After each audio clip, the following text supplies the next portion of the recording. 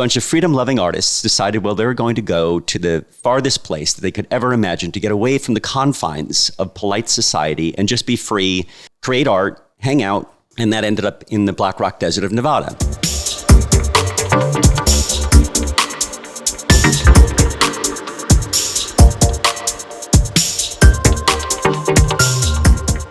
Steven, thank you so much for taking the time. A pleasure to be here with you. You have that very well-known project, The Burning Man. Yes, I've been involved with Burning Man since 1996, and I'm here at Stad Nacht really as an arts advocate and as someone that cares deeply about festival culture, nightlife, and creative culture in free spaces where people can be free to be themselves, and art spaces and cultural incubators, just places where people come together around imagination and possibility in the world. So it's been great to come to this gathering specifically here in Berlin and meet night mayors and nightclub advocates and people that care about the vessels that we all sort of hold collectively for people to come together, experience joy, experience togetherness in the world, to find out who they are, who they want to be, and just, hold community in these spaces. And that's pretty impressive what you're doing with the festival. It's at 80,000 people over 1 week. You're creating a city. Yes, Burning Man we call Burning Man the event that takes place in our temporary city, Black Rock City, which exists for 1 week a year in the Black Rock Desert of Nevada. And we as organizers create just the infrastructure for the city itself. We work with the federal government and the officials at the state level also to be able to pull the permit, get the insurance, do all the things we have to do to create a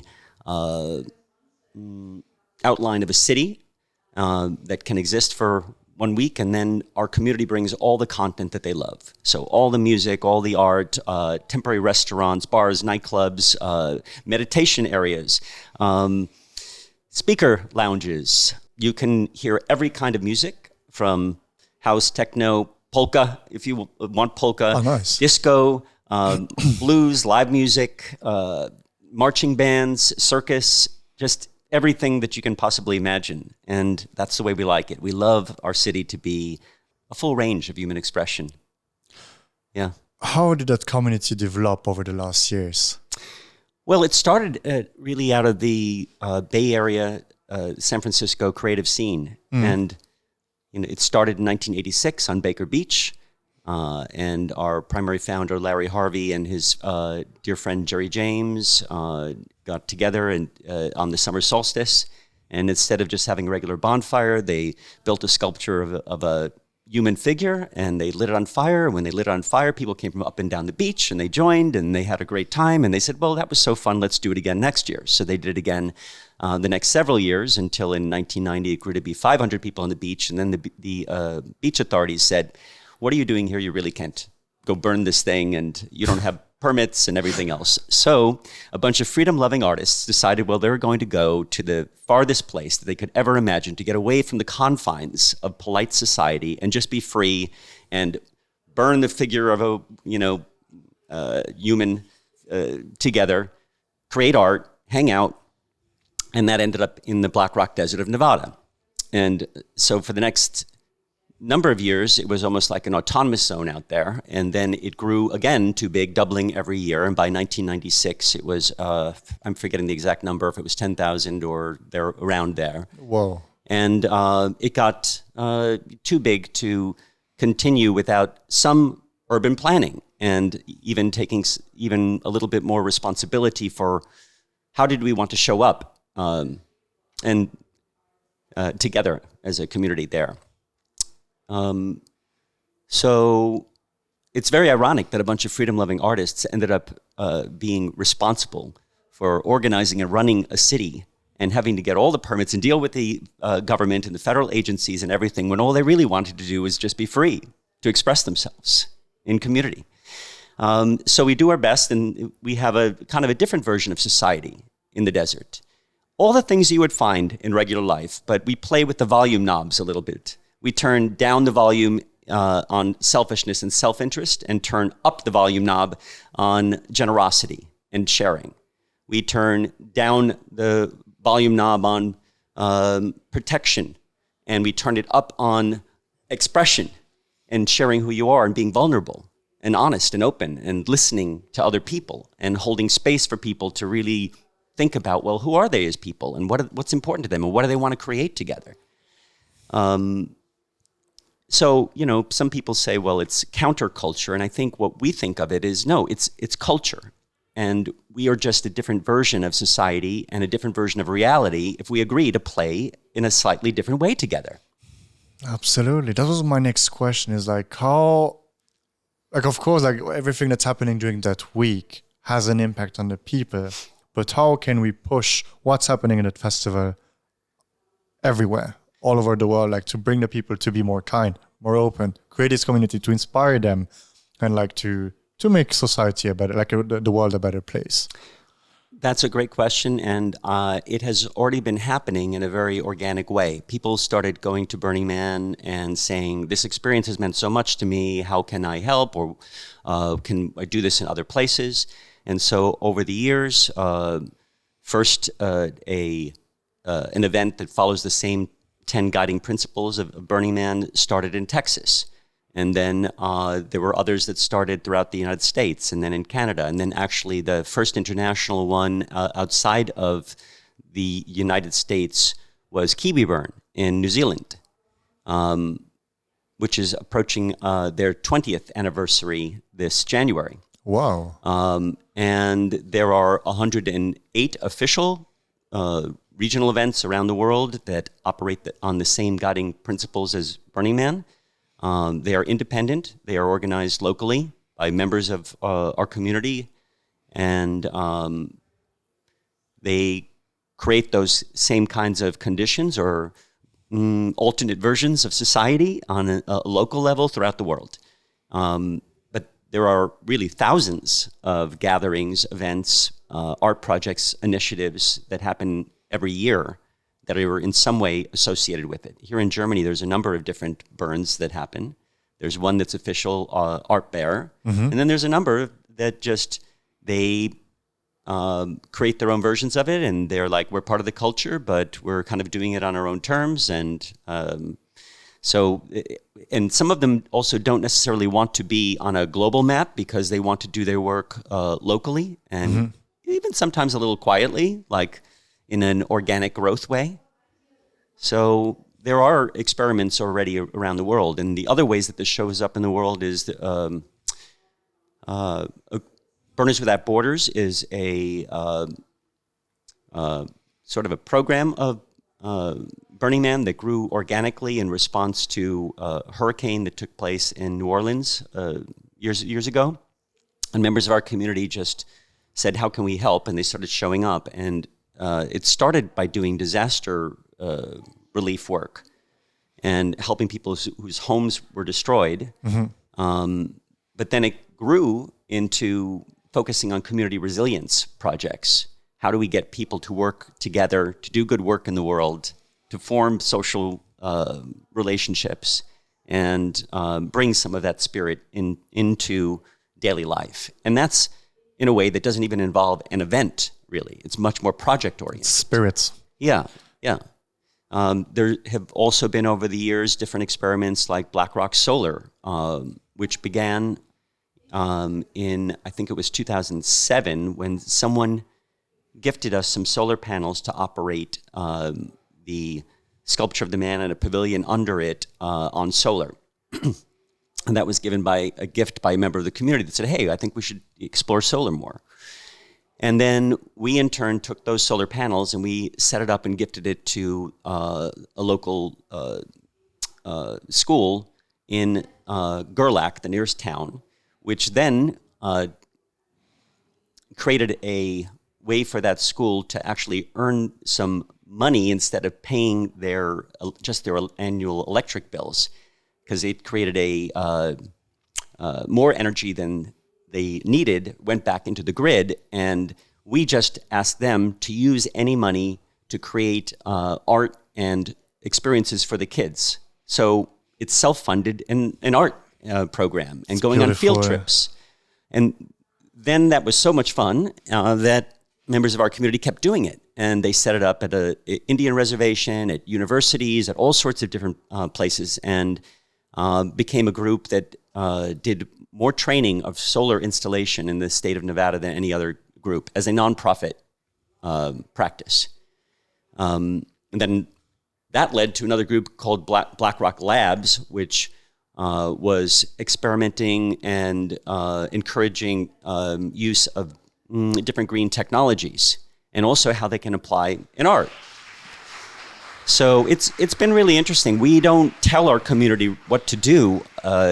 And the best things grow out of an act of generosity, of somebody like saying, I can help here to solve a problem or just create a moment of joy. And then that just builds on itself again and again. It's sort of like when people are doing what they really love, you're like, this person has it going on. And you want to, it inspires you, and then you have it going on, and then suddenly everybody in the room has it going on together, and you just provide the conditions to allow things to grow and bloom in surprising and beautiful ways. You've been doing that for a while. How do you feel about this? Like seeing this whole evolution? Like I can see this smile on your face. And I love it. That's, I can't wait to see what our crazy community comes up with next. I love being here also in Berlin because, challenges that Berlin is facing now related to gentrification and displacement of art and rising costs happen in cities around the world. Mm-hmm. And I think that all creative communities have to figure out, okay, how do we break those cycles? How can we pool resources to purchase properties and lock in the cultural spaces, these cultural incubators out of which new ideas and amazing art, music, everything grow? And how can we do that so that our cities remain culturally vital and interesting and amazing places that people want to live? I'm concerned that little by little, without meaning to, we as people have turned the cities we live in into real estate products instead of serving their social function. And cities need to wake up that art, culture, music, nightlife is what part of what makes cities great to live in and serve their social function. People meeting one another, dancing, falling in love, doing things that lift people's spirits, which is all good and even sacred work as far as I'm concerned. And how do you feel about sitting in one of these places that is going to be destroyed over the next years, with the Amazon Tower that has been built on the other side of the bridge here? It's a waste. This is a wonderful cultural zone, and if it were up to me, I would preserve it. And I think that this is a really good example of what can be done with spaces that have lost their original use, like being a train service area, right? That was the original function. So I'd like cities to actually be thinking more, how do you hold permanent evolutionary space for arts and culture? Hold it and let it evolve. Dedicate it to night clubs, to art making, to dance, to theater, to restaurants and social experiences, and let people over time figure out what are the ways they want to use that space. But hold it. Don't just turn it into another condominium or office building, because spaces like this are very valuable. I mean, there's a reason why people think of Berlin as a great music and nightclub and art and entertainment city. But if you keep replacing these spaces and pushing them further and further outside of the city, and you run out of room one day, Berlin's not going to remain a great cultural city. I grew up in New York, and New York in the 80s was a magical place, kind of like Berlin in the 90s, as I understand.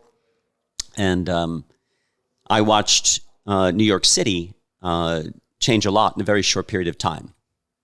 San Francisco has faced the same challenges and When I moved to San Francisco around 96, people were moving there still for the culture, and the rents were affordable, or though they'd started to increase a little bit. And then gradually people started coming to San Francisco for jobs, high-paying jobs instead. And the culture of the city has changed. There are still many of us there that have dug in and are not planning to go anywhere. But it makes it hard for the next generation of creatives to come to that city. And I think that's part of good urban planning and governance, to really think about how can you create affordable spaces for creatives to live and do their work in cities.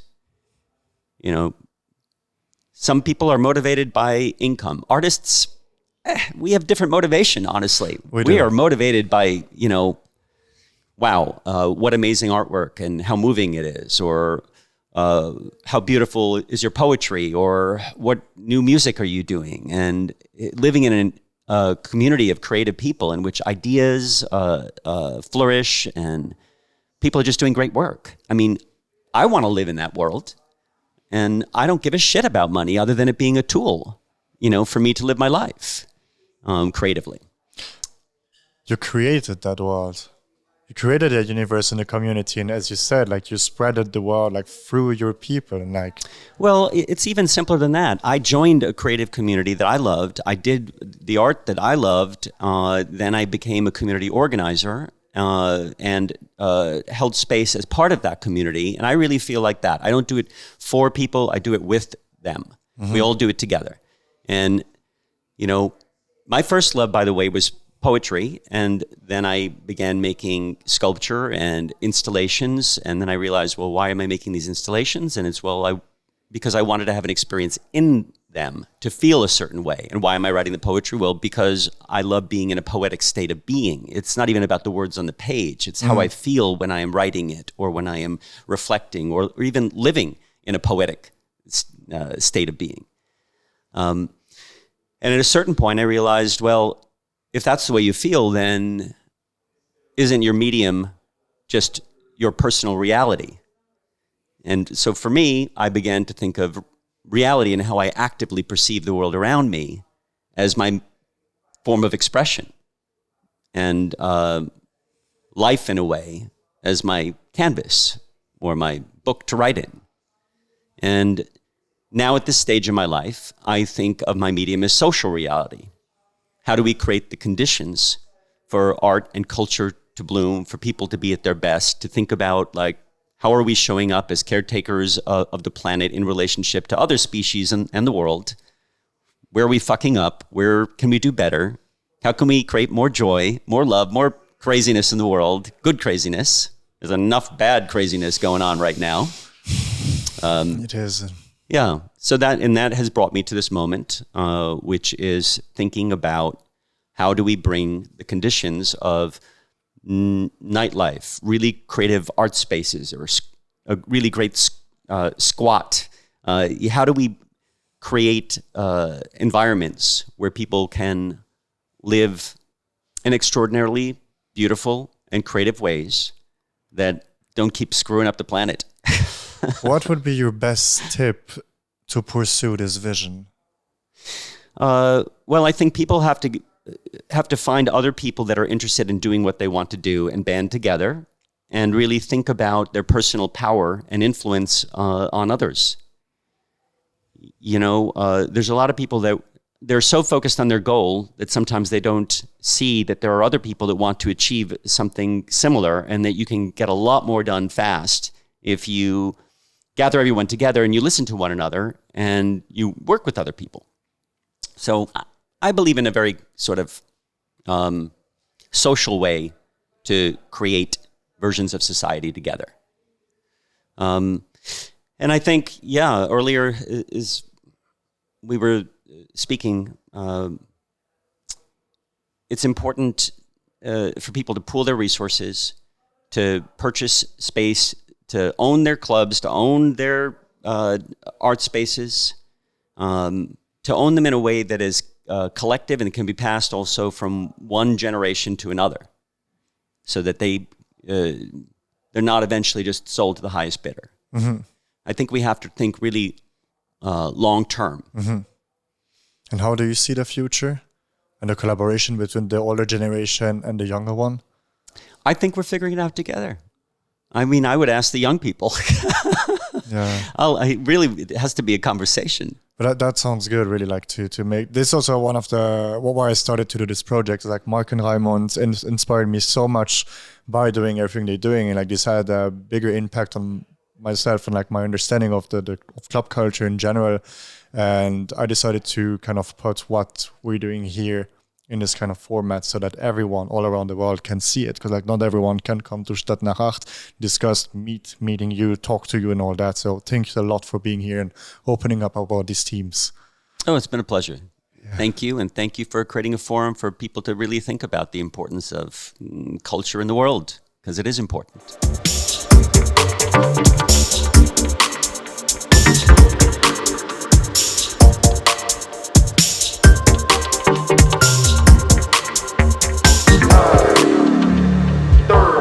7 p.m.